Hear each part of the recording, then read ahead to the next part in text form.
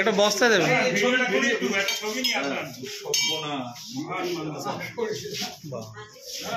শাখা মোটিতে নাকি না?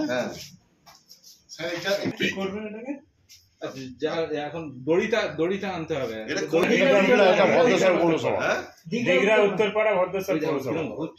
উত্তরপাড়া লাইভ ঠিক দেখি।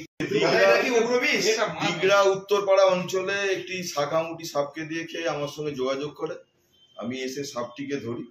এই সাপটা হচ্ছে কমপ্লিটলি নিউরোটক্সিক ভেনাম, কিন্তু উইদাউট প্রভোকেশন বা উইদাউট ইরিটেশন এই সাপ কামড়ায় না।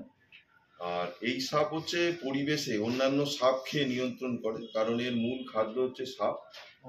এবং সাপটিকে আপনার তার যথাযোগ্য স্থানে ছেড়ে দিয়ে স্বাভাবিকভাবে তার প্রকৃতিকে বাঁচিয়ে রাখা অত্যন্ত জরুরি।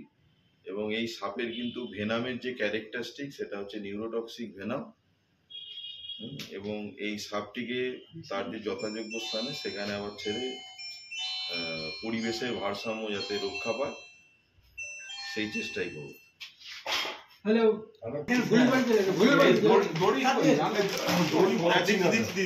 একটা দড়ি দেবেন। দাদার নাম কি আপনার? বিজয় সরকার। ওকে, সাপটা কিভাবে আপনার? আমরা বাইরে গেছিলাম ডিউটিতে, এসে দেখছি যে সাপটা ওই মন্দিরের মধ্যে গুটিয়ে রয়েছে। তা দেখেই সঙ্গে সঙ্গে এই জায়গাটার নাম কি? এটা তিগড়া উত্তরপাড়া ভদ্রেশ্বর পৌরসভার অন্তর্গত।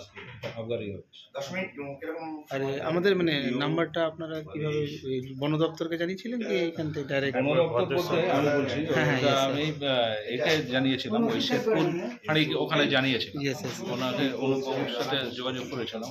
মানে আমাদের সেভাবে তো জানা নেই, ওনার সাথে কথা বলতে উনি আপনাদের কথা বললেন, বলে আমি ঠিক আছে পাঠাচ্ছি, ওই বলে আপনার নাম্বারটা দিয়েছেন। ধন্যবাদ।